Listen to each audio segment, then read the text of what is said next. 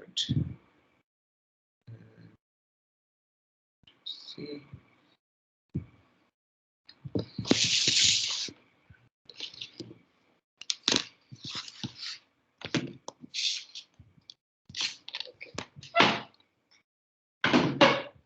So can you see the screen?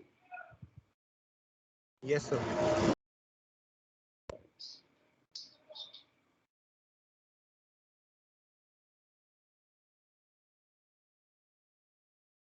Okay, so today's lecture we'll continue where we left last time, and it's going to be about asymptotic notations. So, any questions or doubts from the last lecture? We are going to start with the definition that I left with, which is of asymptotic upper bounds.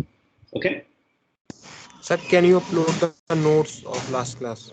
No, I will not be uploading the notes of class. You are supposed to take notes in the class like you do in a Blackboard classroom, or there is reference in the book. So these notes are not for like distribution purpose or uploading purpose. You can. I have shared the slide like link of the page which has slides, a web page which has slides from the book. You can go through that, or you can go through the books, or you can make lecture notes while during the lecture. So these lecture notes, or these are not really notes, these are just for like on a blackboard you write, and this is like that. So this is not very formal, and I will not be sharing that. Okay. Sir, where is the link for the slides which you told? Yeah, so I have put it on the course web page.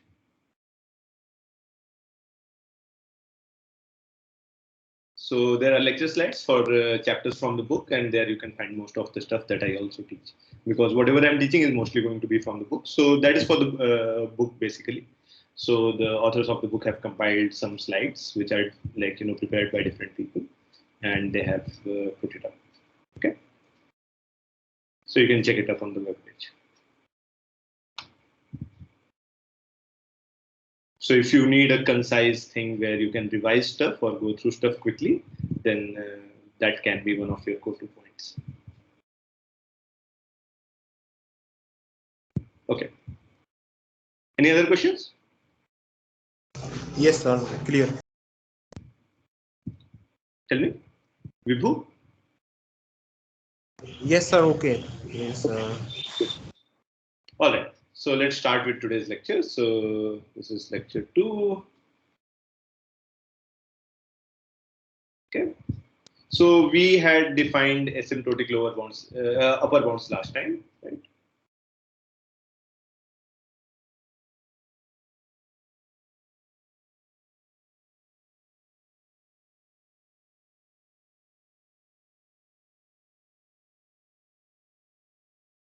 Okay. So we used FNGN. Let's use TN this time because TN is generally going to be used for the running time of an algorithm.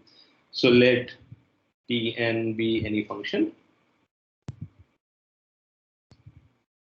So usually this any function is going to be worst case running time of some algorithm. Okay. So what was the definition? Definition was that given Tn. Okay, so is somebody's, I just heard some echo, so please mute yourself unless you are asking a question. So given Tn and Fn, we say that Tn is big O of Fn, okay? And we also write Tn is equal to big O of Fn, okay? Too many brackets there. If there exists a positive integer and a constant such that f of n, sorry, t of n is less than or equal to c of n for all n greater than or equal to n0. Right? So this is the definition, and we say that T or Tn is asymptotically upper bounded by f or f. So this is how we say that what is the so this is the definition of asymptotic upper bound, and we say that so what does this say? That okay, if you scale the function f by at most a linear factor, then the function t is going to be at most that after a certain point. So so this part, this n greater than n0 part, is basically just to ignore the initial part where a lot of these shifts can happen where a function can go down and up and so on, like we saw an example in the graph last time. And the other one is that, okay, if you just shift the upper bound function by a constant, then the other function comes below it. Okay, good. So let's take an example. Let's take an example to be any basically quadratic function. So let's Tn is equal to Pn square plus Qn plus R for fixed P, Q, and R. Okay, so these are constants. Okay, good. So we want to suppose show that that Tn is equal to big O of n square. So how do we do this? Any quick ideas?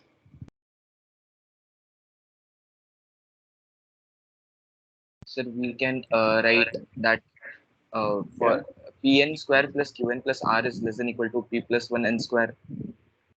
For P some. plus, yeah, or good, but another simpler way can be Pn square plus Qn plus R is less than equal to Pn square plus Qn square plus Rn square for all n greater than equal to 1. Right? We are just multiplying by, okay, so which is equal to P plus Q plus R n square, right? So then we can choose this C. So we need two things, right, to show that Tn is equal to big O of n square. We need a C. So we need to show what? That Tn is less than equal to C n square for all n greater than equal to some n0. There's not enough space. Okay, fine. Yeah. So for all n greater than equal to n0, so here the n0 is going to be 1 because for all n greater than equal to 1, this number is going to be greater than equal to, this equation is true. And then because of that, we have that Tn is less than or equal to P plus Q.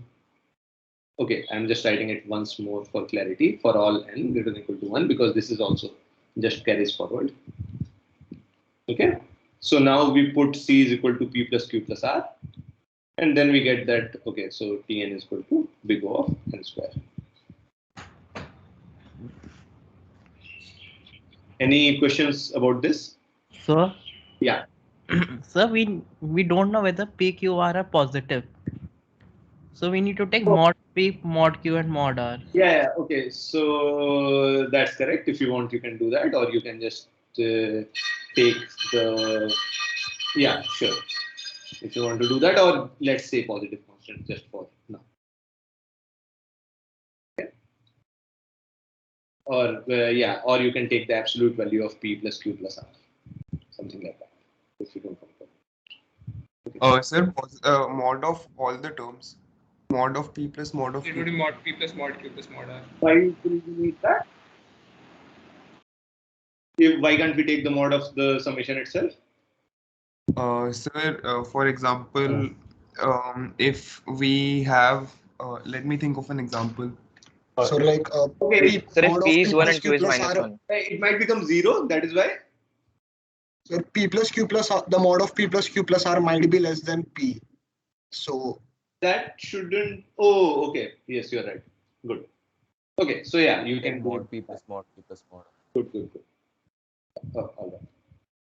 Okay. Is that fine now? Good, good, good. Okay. So this is fine. Or is there any other question about this? So let's remove positive from here.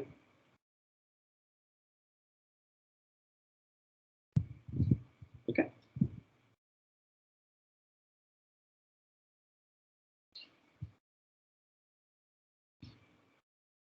Yeah, I was thinking just about the positive stuff, that C should be positive, but also this inequality has to be satisfied. And for this inequality to be satisfied, you need to take the, like, absolute value summation.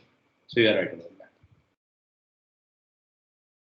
Okay, good. So, but one thing to notice here is that this function n square that we have taken, we are showing this to be big O of n square, but we know that n square is less than or equal to n cube for all n, right? So that means using the same thing, we can also show that Tn is equal to big O of n cube also. Like just replace here everywhere n square, or even like or in one more step you can do that.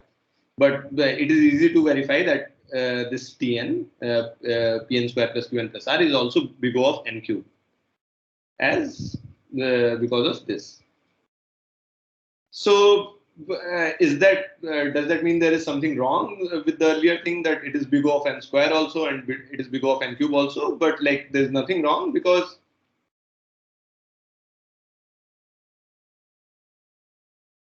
big O notation gives just the upper bound and not the growth of function. Does not give the growth of function, like growth. So what do I mean by that? That suppose this is a function that, like you are trying to show the upper bound for, then if, or even this.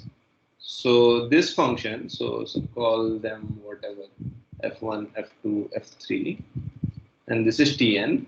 Then Tn is big O of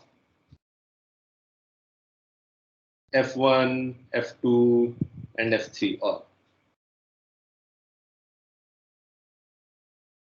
Okay, so just that these are bad upper bounds. So this, suppose this was f3 and this was f1, then this one is a bad upper bound. We would want it to be as close to the function as possible.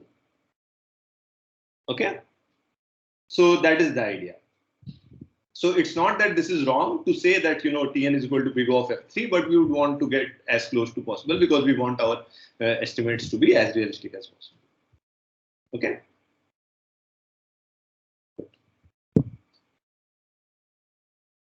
Any questions about that? Okay. So let's go to another notion which is related, which is asymptotic lower bounds.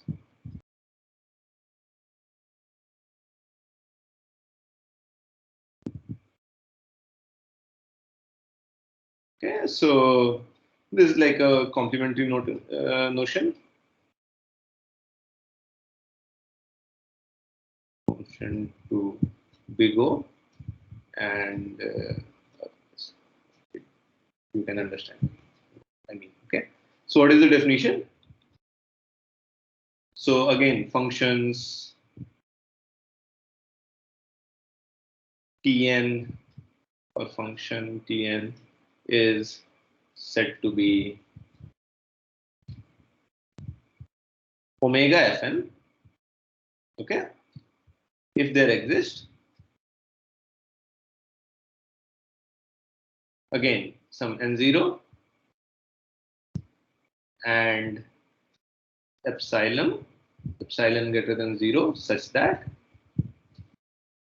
what do we want now? We want that now Tn is greater than or equal to epsilon Fn, okay, for all n greater than or equal to n0. Okay.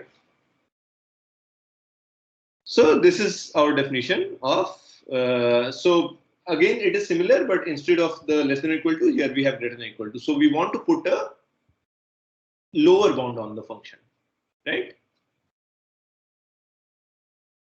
So again, let's take the same example, and we say that T is asymptotically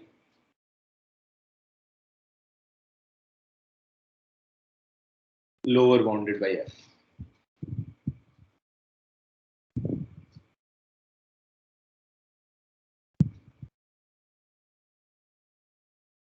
Okay. So what is, let's take the same Tn, let's say Pn square plus Qn plus R. And again, suppose we want to show that Tn is equal to omega of n square. Then what can we do? What can we do? Suppose now we want to show that Tn is equal to omega n square.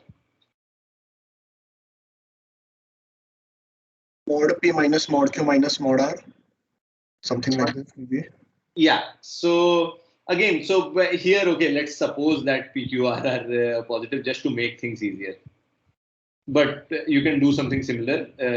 So PQR greater than 0. If suppose that is the case, then what you can do? If PQR are greater than 0, then It's greater So we than can Pn just square. say Pn square is less than Pn square plus Qn plus R.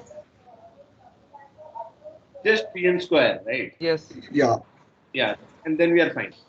If P is greater than 0, then we can just set epsilon equal to P and n0 is equal to 1 and we are fine. Tn is greater than equal to Pn square. Oh, sorry.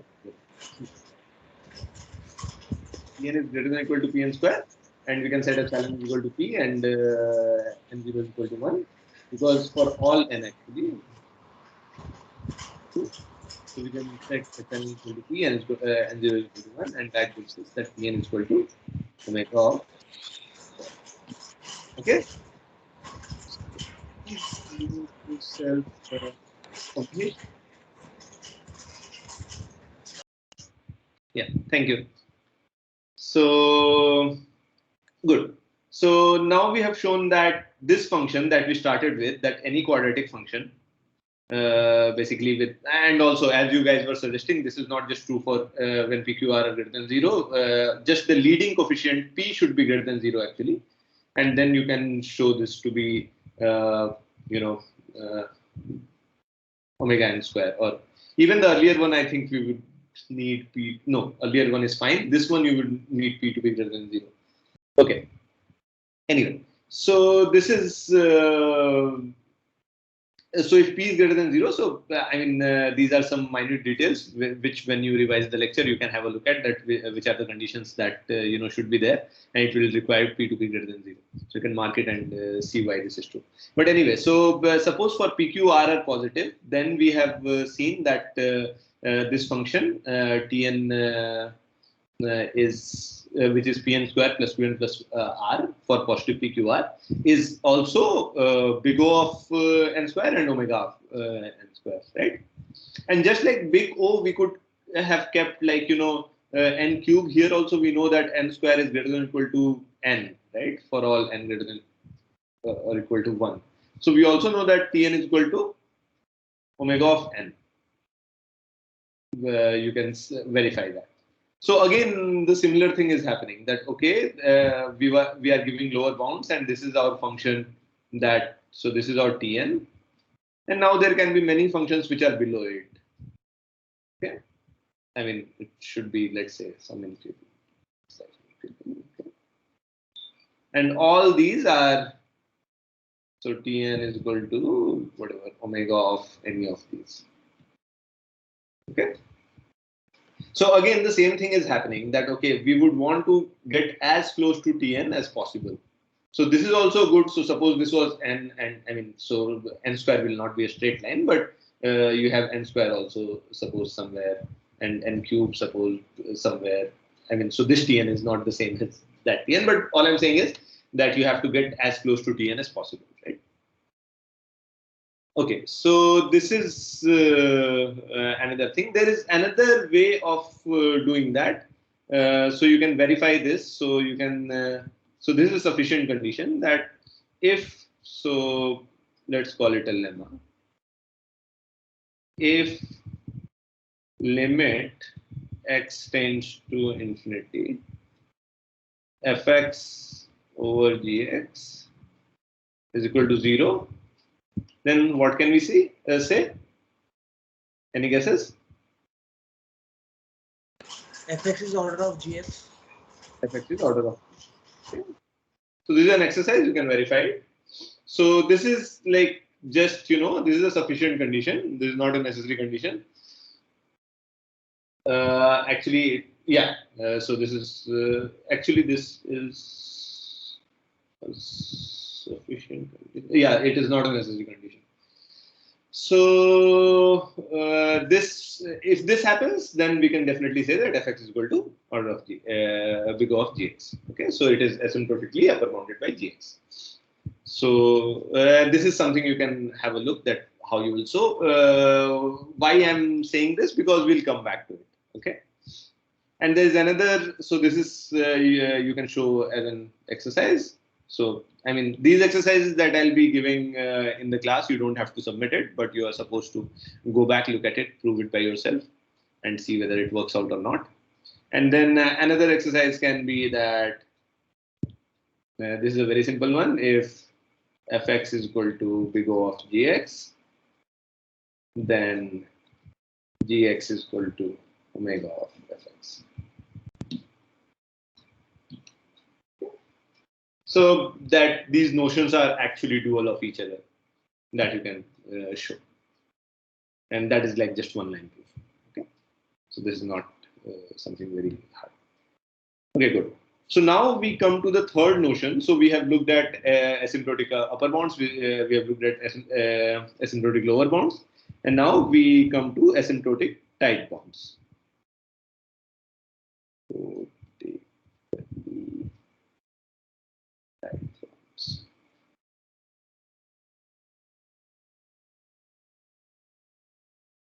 Okay, good. So what is the definition here? That for functions. So this is just that, okay, like in the last case, we got the same upper and lower bound. So that is basically the definition. That for functions Tn and Fn, we say that Tn is theta of Fn if, okay, sorry.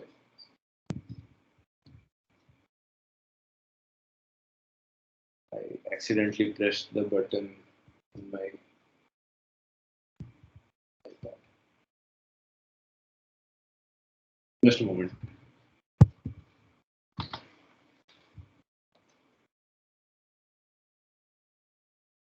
Good. So Tn is theta Fn if Tn is equal to big O of Fn and Tn is equal to omega of n.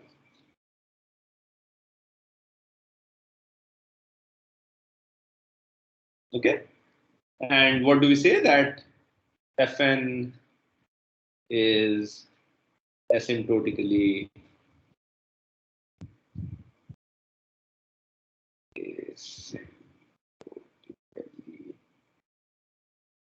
tight bound for, so this is Fn. Tn. Okay, good.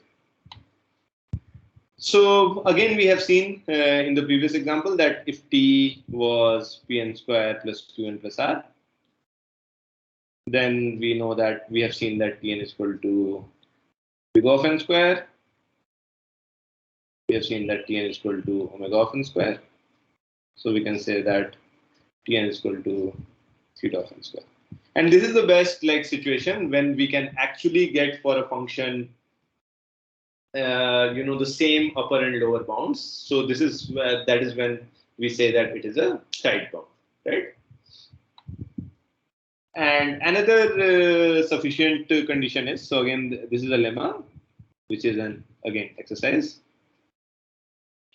The proof of this is there in the book, though, that there's another way to show tight upper bounds, that let f and g be such that limit n tends to infinity fn over gn exists and is some number c greater than 0, then fn is equal to theta gn. Yeah, so if you find the limit of the function and it turns out to be some constant greater than 0, then we can say that fn is equal to theta of g. So this also you can verify. So generally the idea is to get tight bounds. For example, so suppose we have an algorithm which works in, we know that, so I mean, this is not an example of anything. I'm just saying that suppose you have an algorithm that, so in the book it says that it works in at most. So upper bound known is, let's say, n cube, but it is not observed that this algorithm takes greater than n square time. So does not take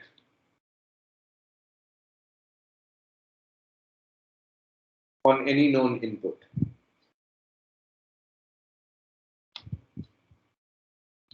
Okay, so what does this suggest?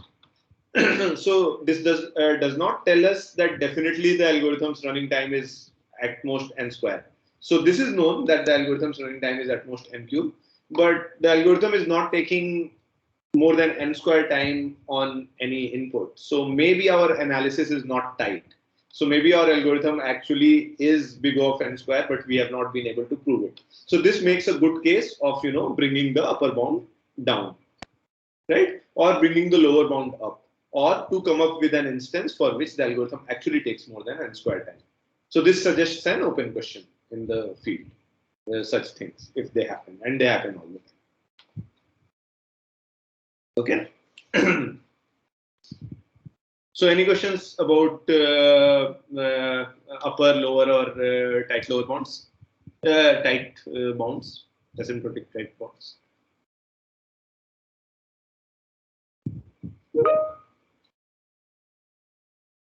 Okay. In above lemma, sorry. So yeah, that lemma is an exercise, and you should figure it out why it should be. Y c greater than 0, it should be any non-zero c.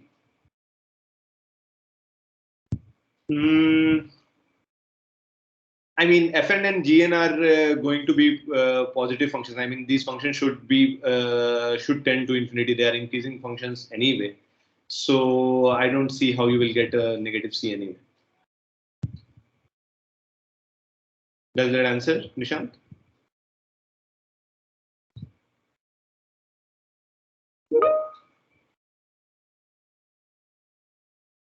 Okay, good. So, okay, let's go now to just some, so let's just quickly, again, so I'll just list some properties, and they're very easy, and they are, you can verify them. Okay. Not just that. Shubhan, how do you pronounce your name? Can you just unmute yourself and say, is it Shubhan? Am I right? Yes. Okay. So yeah, Shubhan. So what I'm saying is that so Fn and Gn are have to be increasing functions, right? I mean, increasing functions in the sense that when n tends to infinity, at least they should go towards infinity. So this limit will not be negative in that case. Okay.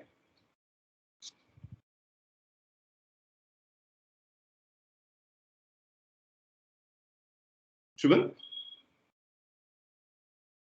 Yes, okay, I get it. Yeah. Okay. So yeah, please, when you ask it out, also, because then I'm like, in this limbo that whether it got resolved or not. So if you tell me also that, okay, it is fine, then I'll be like, okay, more at peace that it's fine or you got an answer.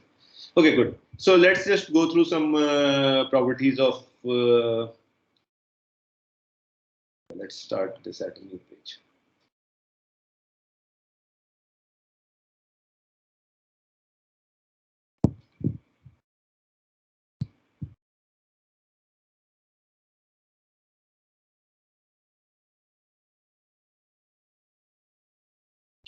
Slide was bad.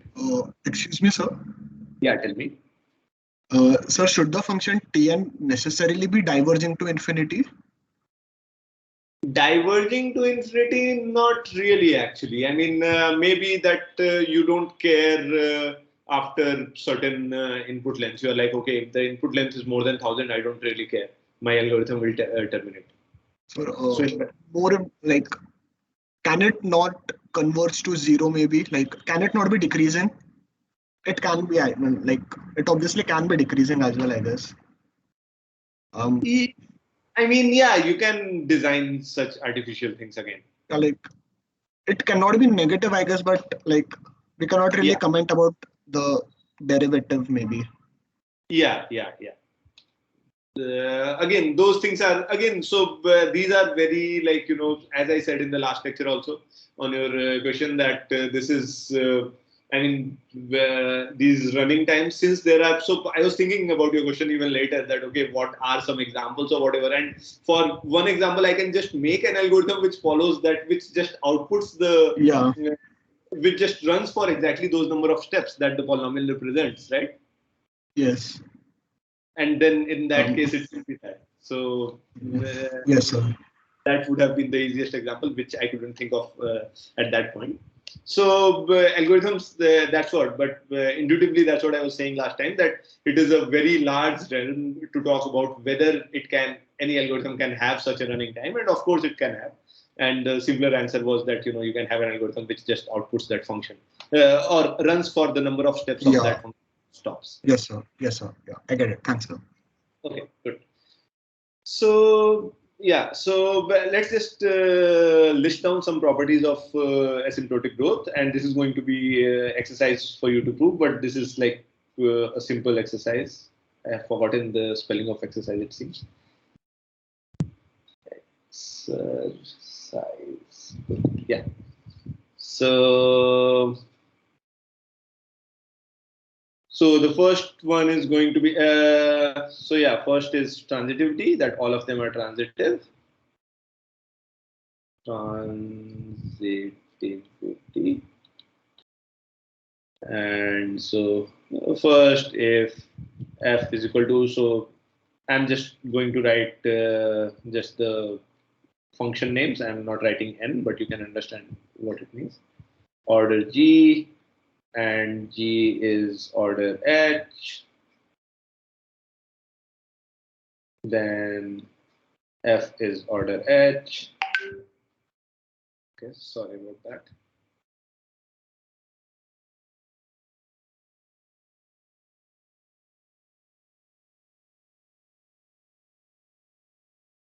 Okay. Then second, again, like if f is omega of g and g if omega of h, then f is omega of h. And same is true for, of course, if f is theta of g and g is theta of h, then f is theta of h. So these are very easy to verify, but you should do that just for your own sake, that you go by the definitions and see that, okay, these actually are true, right? Then there are some properties of sums. So this is just basically that f is upper bounded by g, g is upper bounded by h, then of course f is upper bounded by h. But you should see it through the definition how that follows. That what should be the n0, what should be the c. Similarly for omega and theta also. Theta just follows from definition. Okay, so for sums, what are the things? That if f is equal to big O of h and g is equal to big O of h, then f plus g is big O of h.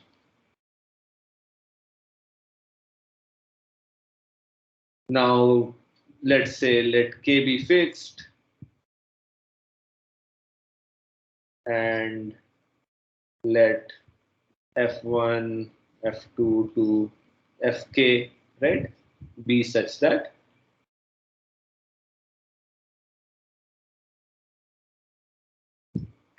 f1 is equal to big O of h, or fi is equal to big O of h for all I in 1 to k. Then you have that f1 plus f2 plus fk is equal to big O of h. Okay. And this happens because k is a fixed constant. So you can verify this also. And finally, if f is equal to big O of g, then f plus g is equal to theta of h, theta of f. So these are just things that you'll use, and once you get used to it, of course, you don't need to remember all this. But for once, you should prove it, and then these will be used like will not even state it while going through a lecture that we are using one of these properties. Sir, in the last point, shouldn't it be theta of g? No, right? Because suppose f is n square and g is n cube.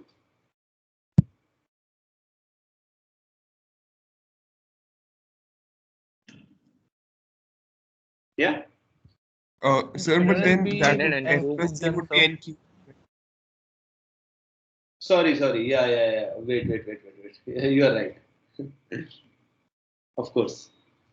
So if f is big O of g, and yeah, I should have written it. Good. So what we are saying that this is f and this is g. So I mean, asymptotically, it is going to be g then, the upper bounded, the function that upper bounds things. So yes, you are right. It was a silly mistake. Okay. Good. That if f is upper bounded by g, then of course g is going to be asymptotically the tighter thing. Anyway, so this is what you should prove it by yourself, and then let's just look at some common asymptotic functions.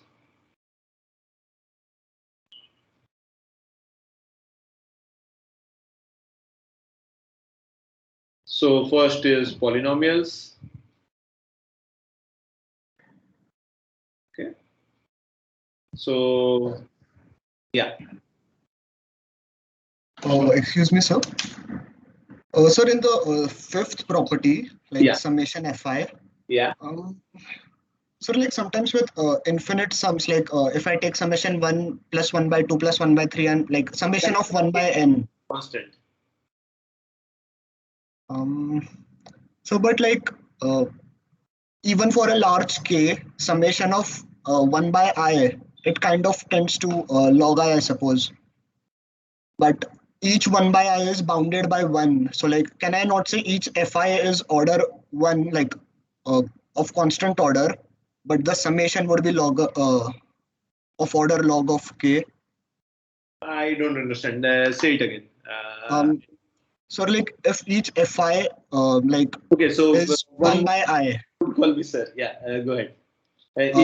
Fi is? Yes, like something like 1 by I. Yes. So 1 by I is less than 1. Sure. So can I not say that fi is order 1? So these FIs are so FI is 1 by I. What do you mean by that? So Irrespective of the size of my input, it takes 1 by I time maybe. Fine. And then? So each fi would be order 1. Yes. Like I can say that. But for a large case, summation of fi would kind of converge to log of k. Yes, but that is a very specific thing that you are looking at, right? This 1 over I. What if fi was I? Yeah, so in that case, your like the property would hold, but like, is it Like what I said, is it not a counter example maybe?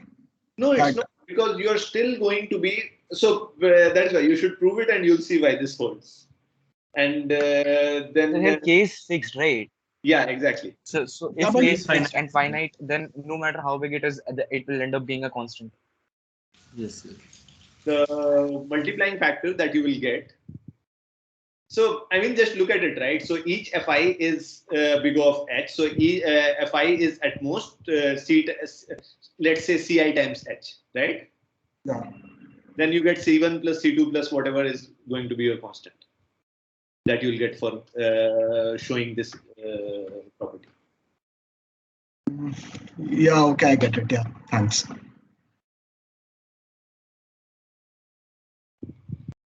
Okay, so for polynomials, there is a lemma. Again, I'm not going to show this. This is because this is like the same proof as before. So let f be a polynomial of degree d.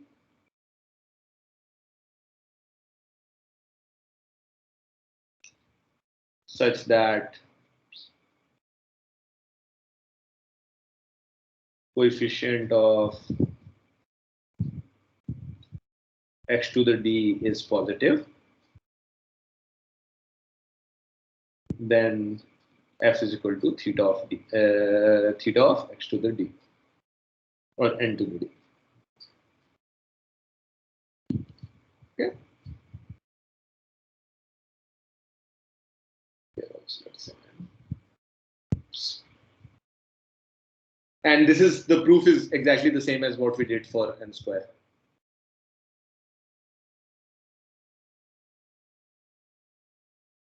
Okay, so I'll not prove it. Again, for log, so second is logarithms that we will look at.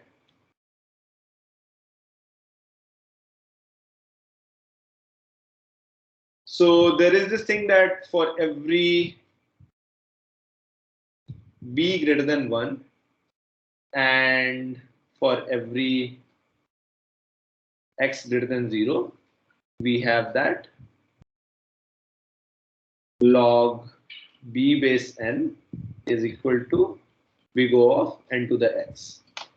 So what does that mean? That means that it does not matter how small I make the exponent of n to the x can get very close to 0, but still the logarithmic thing will prevail, will be smaller than that. Okay, so log, so what does this say? Like in very crude terms, that log grows slower than any polynomial.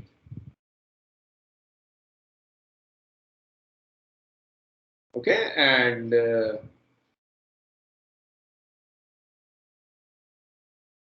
right, and how do you verify this? You can just find out. So this is, again, you can do it for yourselves, that if you take the limit n tending to infinity, you get log bn over n to the x for, again, x greater than 0 and b greater than 1.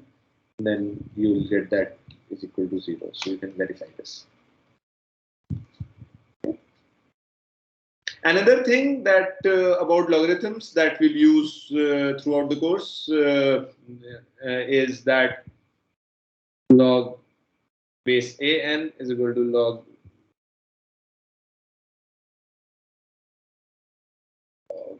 b base n divided by log b base a, right? So that means if you are changing the base, so this is a base, this is b base, the only factor that, so this is a constant. So they differ by a constant factor for constant a and b. If a and b are fixed, then log n base a and log n base b are going to differ by only a constant factor. So this would not make a difference in terms of big O, because you can multiply this constant and so on. So basically we will just say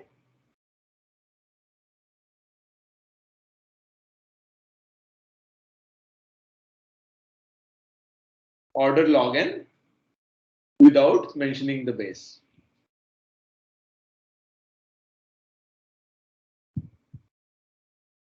Or I mean, so yeah, even if we get for any base, we'll just say order log n. We will not like really go through that what exactly is the base in that case. Okay. So this will be one thing that we'll go through. And then there is one thing which is exponential. The third functions.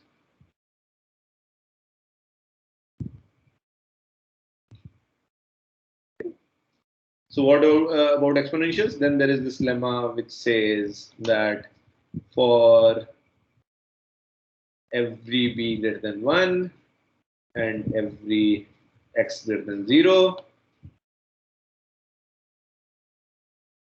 or yeah, we have that, or let's use some other variables this time. And to be consistent with the book also, for every r greater than 1 and every... So what are exponentials, by the way? Exponentials are functions of the form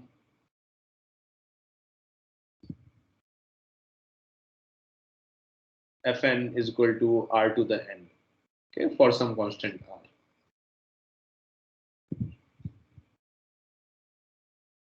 Okay.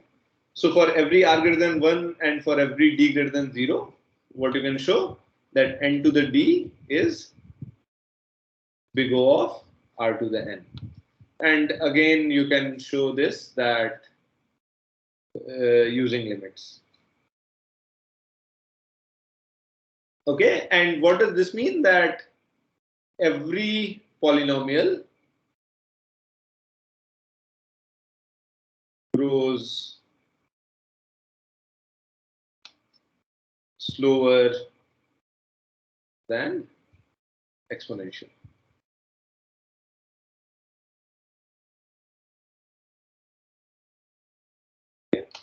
So this is these are some things that you know that exponentials are faster growing than polynomials. Polynomials are faster growing than logarithms. So polynomials are even faster growing than polynomials of log, like polylog functions we call them.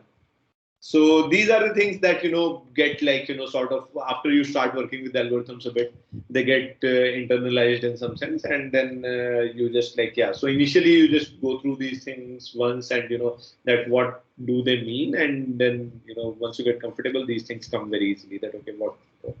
So I also wanted to do a survey of common running times, but we have run out of time today. Like it would have taken just 5 minutes, but I don't want to like exceed the class length. But we'll do at the beginning of the next lecture, which is tomorrow. And yeah, I would in fact give the last like you know. So let's just quickly revise what we saw. We saw that. We revised the definition of upper bound. We saw the definition of lower bound, tight bounds, and then we saw some properties that I mentioned. Okay, so this is upper bound, lower bound, tight bounds, then these properties that we saw. And then finally, we looked at some common asymptotic functions and we see how they grow, like polynomials, logs, and exponentials. Okay, so yeah, any questions about today's lecture, any part?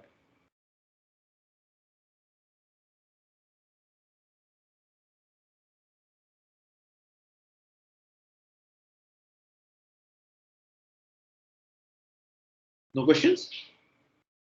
So yeah, there's one more thing I wanted to say. So I was discussing with the TS Gauri and Sharad, and they were so my idea was to give some practice problems to you guys so that you can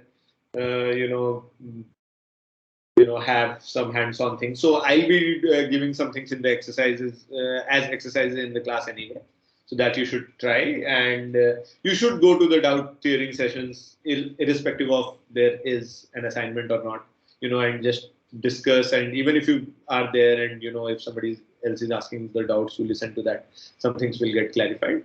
So you should make use of that. And yeah, if there is any question, you can ask me anytime. So any questions? No? Okay, good in that case. Thank you for coming and see you guys tomorrow. Okay, thank you. What is the time of tutorial session? So you must have gotten an email where the TAs have set up a piazza, and on the piazza there is a poll. You can go there and see what are and vote for whatever is the time that suits you and so on. So you should check the piazza, and there might be some doubts there which you might also have that might clear your doubts. But right now there is a poll for tutorial timings. Okay. Or if not, they would have. I think they have put up. So has anybody seen in the class? Anyone can verify? Yes, they have. Yes, put sir, they some have. Yes, sir. Yeah. So there is a poll already. So you can go and register your vote there. Okay. Okay. So thank you for coming, and see you tomorrow.